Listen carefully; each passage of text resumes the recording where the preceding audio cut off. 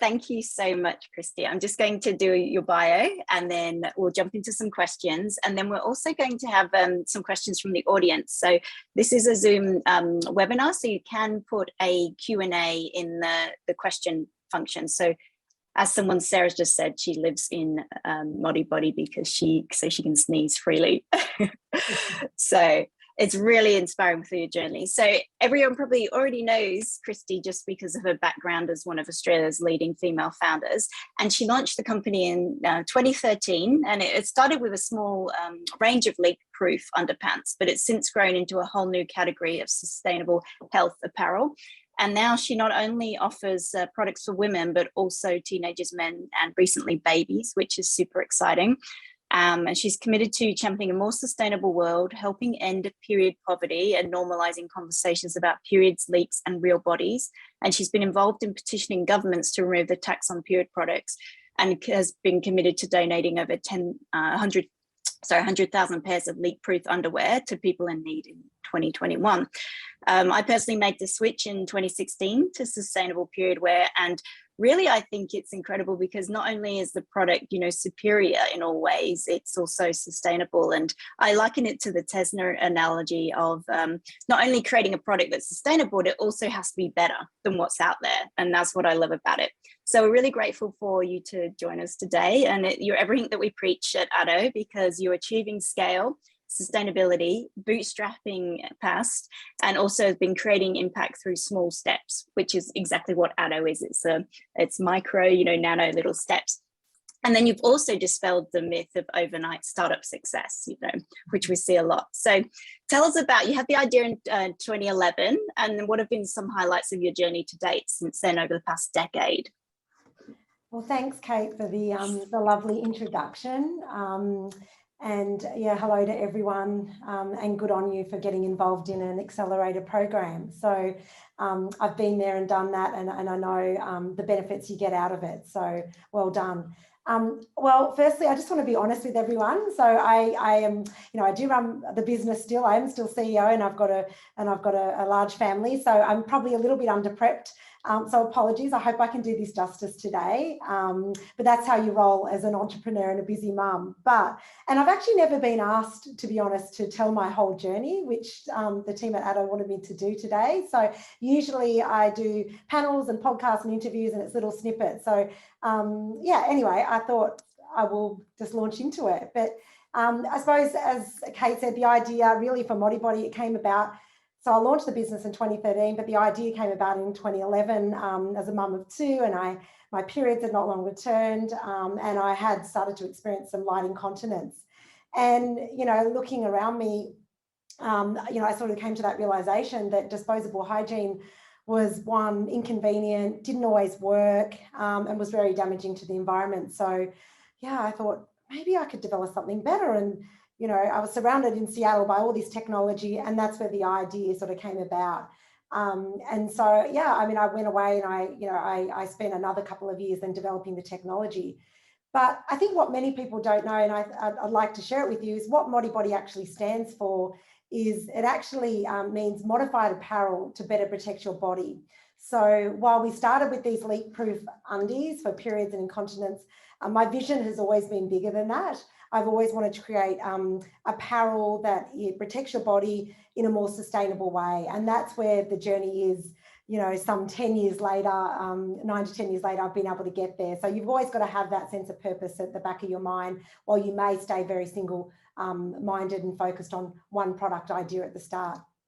Our purpose as well at ModiBodi, we have a purpose, and I think I didn't have one at the very beginning, and our purpose is now to make everybody more comfortable by developing innovative apparel in the most planet-friendly way. So, that purpose is really important to allow us to think bigger than just, as I said, that single product. But for all of you out there, you know what it's like. You've had an idea, but then you realize sort of very early on that you need to create this business. And for me, 10 years ago, what that meant is going down to my local library, borrowing a book from the library about creating a fashion business and taking a few notes down. And then the second step was going to my husband and going, hey, I've got this idea for these really high-tech leak-proof undies. And what do you think? So, you know, pitching it to him. And he said to me, yeah, I think the idea is really good, which I was surprised by, and, you know, go away and work on it. And so I did, and we decided to put $30,000 from our mortgage. We bootstrapped to fund the R&D. And in 2013, we then launched the business. So that took 2 years. I had no fashion background. I had no textile background, no science background. So a lot of learning in that process. But I think, you know, partly for me, I was a full-time mum, and I was sort of glad to get away from the parenting duties when I could, as many of us mums do end up developing businesses out of being stay-at-home mums. And so, yeah, that was the sort of those 2 years. And I, you know, sourced, tested, came up with a product, and then spent the next 6 months really developing the technology and bringing it to market. I think, you know, that first year, I just want to say in business, which was 2013, really 2013, 11 to 13, it was really about discovery. I had this, you know, I had this product now, I had made 500 pairs, and I really had to work out, you know, whether this product had market fit. So for me, as Kate said, it wasn't an overnight success. The first year, I think I made $50,000 in sales. It's pretty small. I also had my third child, which was quite challenging, but many of us do out there. We seem to just roll like that, us women. And so, yeah, I made about 50 grand. But what I did learn is what was wrong with the product, what I had to improve, and what people liked about the product. So that was a really important year for me. So I went into 2015 a little bit more, I suppose, reassured that I had a product that was possibly going to work. So yeah, after that, my second year of business, I really learned, I suppose this year was learning about the value of money and the value of return. And I believe learning very early on how important that is. It's still integral to the success of ModiBodi today. So every dollar we spent was accounted for. I cared about where it was going to, and I fought hard to ensure it delivered a return.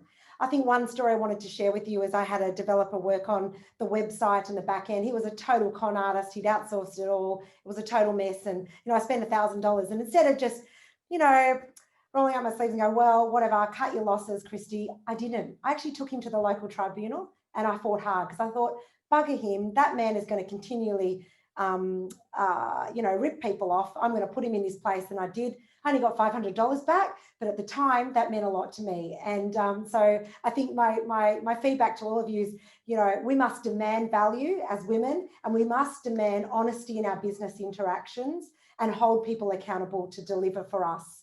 So, you know, keep on flying that flag if you can. So that was sort of my second year. You know, I think another story I did, you also, you know, you try and cut costs as much as possible.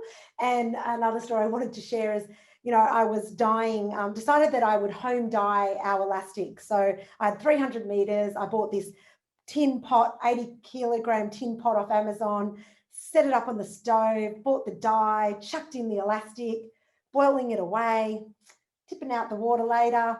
And I realized, oh, that 300 meters of elastic all got twisted. I didn't realize that you have to put it onto a coat hanger nicely and dye it. So that weekend, being the sort of person that I am, my kids and I spent the whole weekend painstakingly unknotting the elastic because I was determined to use it. So these are some of the mistakes, and, you know, and there's numerous ones that I've made along the way, all in the effort of saving money and, you know, trying to do things myself. But 2 years in, I suppose what I realized was that women are really picky when it comes to underwear, and 5 styles is not enough. So I quickly increased absorbencies, increased styles to accommodate for all those women who want high waist, low, you know, full briefs, you know, thongs, whatever. The women want a lot. I should have gone to men's underwear, but we have now, but at the start I hadn't. But what I realized running a business, that it can be very isolating, and that there's lots of self-doubt that crept in the first couple of years. And so what I did was I realized I had to expand my network. So I participated in a program called Heads Over Heels. That program was fantastic. What it did is, it's a networking program. It's not an accelerator program. They basically get you in, you pitch to a group of people, and they introduce you to a lot of like-minded people to help grow your business. That was very, very important for me at that stage. You know, one thing that as an entrepreneur, you need to, it's hard because you're so busy running your business, but you have to keep talking to people. You have to keep not all of those conversations help you, but if they don't, they'll introduce you to someone else. So that's a really, I suppose, important lesson. I also learnt within that first year, and also through doing Heads Over Heels, that, you know what, I'm either going to, this is not a small business. It's really hard to keep this as a small business, and with the cash flow, with the stock levels that I need to commit to. So I've either got to go a little bit bigger or I've got to close it down. And so that was a major decision I had to make. And I decided at that time that I'm going to go bigger. And so I'm going to get some angel investment. And I put the feelers out to that network, friends and family. And at the time, I was lucky enough to secure $200,000 for some equity into the business. And it helped me just, you know, invest in a few areas, bring on a part-time marketing person, which was really important for that next year to sort of scale and start the growth. So I, you know, for me, that little bit of equity was important, but I'd also had the runs on the board to prove up the market fit and also understand some of how the business was operating. So in 2016, with that money, I moved the production offshore. As I said, I brought in that part-time person, and we grew the sales to about $500,000, which was wonderful. And I also went on Shark Tank, interestingly. I did things like that. You got to take risks. Didn't get up in Shark Tank, but that was fine. It was more of a PR opportunity. And then unfortunately they said, well, it's not even sexy enough, this product and, you know, this story to go on mainstream TV. And I was like, whatever. But one thing I took out of that, Naomi Simpson said to me, I believe in you. She said, I'm not going to fund you, but I think you can do it on your own. So I ran with that. You got to take every little snippet. You got to, you know, deal with the failures and take all those little opportunities and back yourself. And so I did. And as I said, we built the business, and I decided at that time I needed an accelerator program. I went into Springboard, fantastic. You know, it was scary, it was uncomfortable, but what it taught me about was how to pitch my business. And I also made and brought on board an advisor, and he is still been an advisor to this day. And what I would want to share with you is that advisors are really important. He took a small amount of equity for his time. He helped me develop a financial model. He's an optimist. He backed me. And then I also brought on board another advisor who's very pragmatic. She's a little bit like, you know, doomsday about everything. So balancing those two, having them alongside me and leaning on them at certain times of my journey have been very, very important. So, you know, find your advisor. If it does mean giving up a little bit of equity, make sure you spend a few months with them before you do that. Don't go to any shark out there. But it is, when you find the right one, it's worth it. So yeah, that was sort of 2016, and the next 3 years, 2017 to 2020, these years are our hyper growth years. It was crazy. We had a team of 5. We grew to a few $1 million in 2017, and then by 2020 we were almost $50 million. So, you know, that growth from 5 to 8 people, and by the end of 2020 we were at 25 people. It's hectic. It's just, you know, everything. It's exhausting. It's challenging. It's single-minded. I'm surprised I'm still married. My husband's very supportive. You know, we launched so many things, our swimwear range. We built out the range of absorbencies. We launched into the UK. We launched our range for teens, so Amazon. And then in 2018, we finally moved into our own office. So that was, you know, that was really wonderful out of my home. You know, the landscape changed as well over that time. So partly our success at ModiBodi, you know, where at the very beginning, it was just very, very difficult to get traction. What happened was the tampon tax, I was involved in that. The Me Too movement happened. All of those things allowed our business to have a voice. And we were right there at the right time with the right product and the right brand story. So, you know, I think I always say partly that success has been to a great product. Yes, it does perform, but the landscape allowed us to succeed as well. So that's always important. So sometimes if you feel the landscape is not listening, it may not just be the right time. So hang in there, keep pushing through if you know you have market fit. And then I suppose over that period, I wanted to share that I also started to explore additional funding. So I was continually meeting with angel investors, high net worth individuals, but, you know, we were cash flow positive, profitable at this stage, and the timing didn't just feel right. For me to take on that investor, I wanted them to be able to really grow our business strategically and operationally overseas.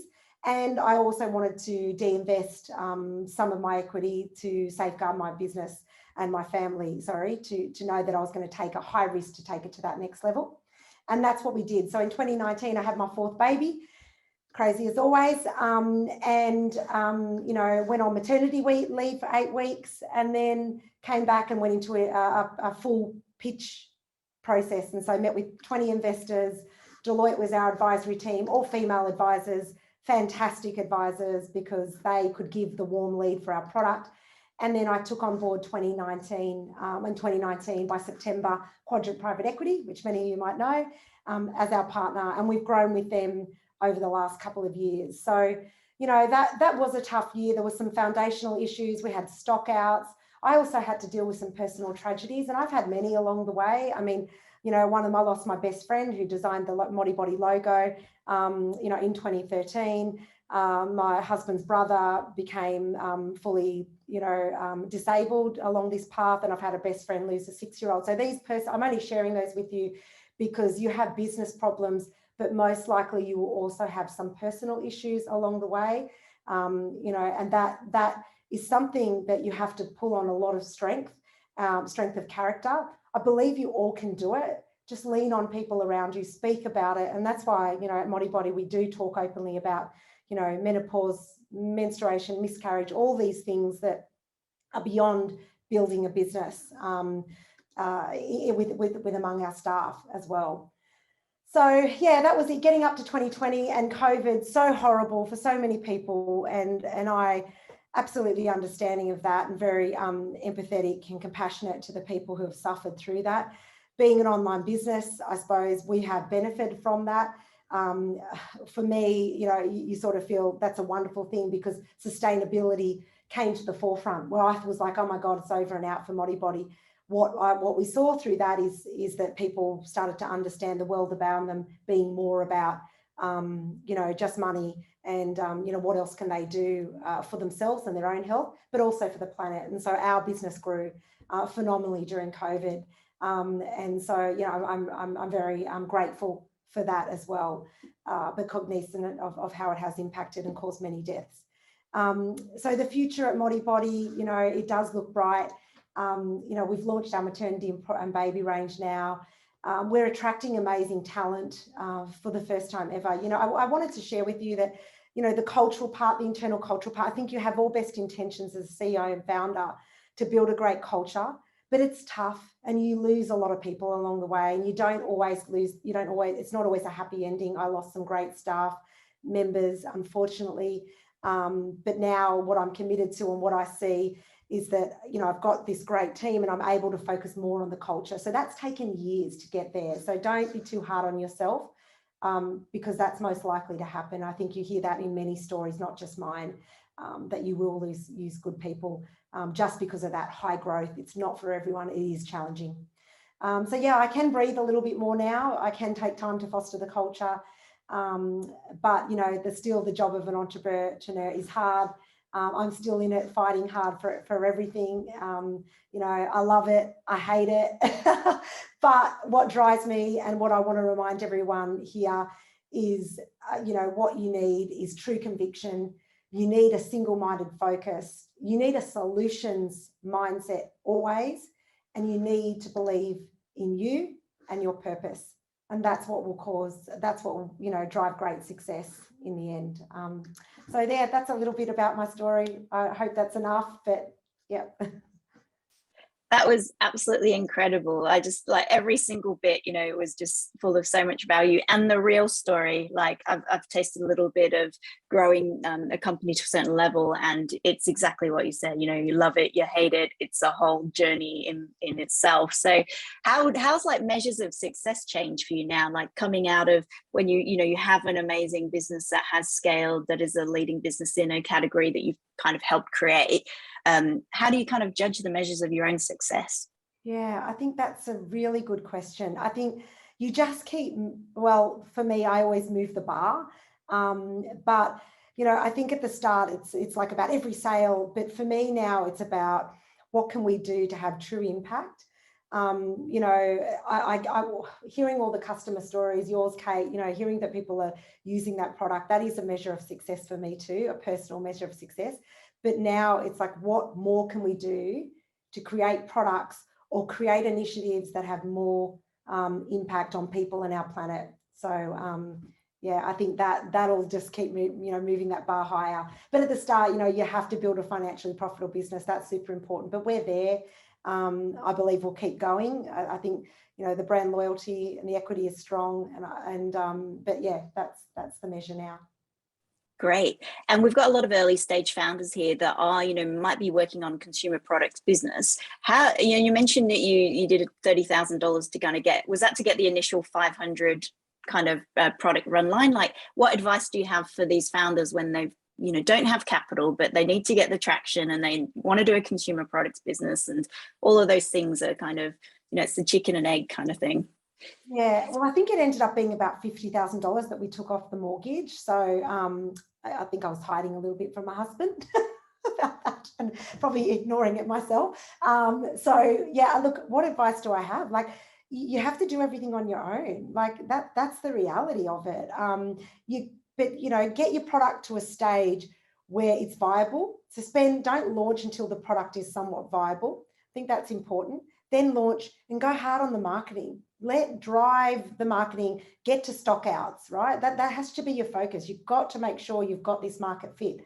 So if you're just spending time too much on product development or, you know, on the operational side, you'll never work out early what's right or wrong with your product. So but honestly, it's doing it, most of it yourself. I mean, I did the production. I imported all my fabrics and fibers and I made it locally. It was more expensive, but I could commit to smaller runs. So that 500 was small. Yeah, I learned how to do emails. I did it all. You know, I had an Excel spreadsheet for planning my stock. Yeah, I cut out my own cardboard patterns. So the more you can do yourself, the better, because that costs money otherwise. And if you know what you know now, and you know the journey has been such a journey, what would you tell your first year or second year founder self? What wisdom? Because a lot of the founders are obviously in their first year of business here. Yeah, gosh, that question is always very hard, because hindsight for me is it's always a tricky thing, because I always feel you've lived that experience. It's like when people, oh, go back to your teen years. I'm like, but I've lived through that experience. I'm just being really honest. I do find it hard to remove who I am today and to go back. So I suppose the only, you know, piece of advice I have is, if you have that true conviction in your product and you have that true self-belief, the rest will come. So yeah, you have to believe in it. You really do. You may have up days and it's bloody too hard and you'll say it's just too hard. But do you really believe this product belongs, or this service belongs in the world? Does it have a place? You know, did you do it for a personal reason? Was there something that you were so, I suppose, connected to? Because that's I suppose for me, that's the only thing that could drive me forward and get me through those hard, challenging times. Yeah, that's all the piece of advice. Sorry, I'm not great at advice. No, that is literally what we preach at Atto as well, because as you said, focus, but also being so committed and so kind of almost militant about your idea that you want to see it succeed. And I think a lot of the time when we see founders that aren't sure, or they, you know, confidence is one thing, but that kind of maybe their guts coming up against it saying, not quite sure if this is business for me. And that's okay, right? You know, there's a lot of businesses out there that they can work on where they get that single focus view of the world kind of about it. And I think it's not like you have to know your purpose, like at the start. Don't go, oh, I need to know all my values and what my purpose is. If you've got a service or a product, just back it, take it on the journey, just explore. The rest comes with time. Like I really think people need to understand that the love and the passion that comes with time, but you just need to stay single-minded and focused on making it a market fit and finding where this opportunity belongs. Amazing. So we're just at the time now, but please everyone join me in thanking. This was one of the best talks we've heard in ages. So we really appreciate you coming on and your time today.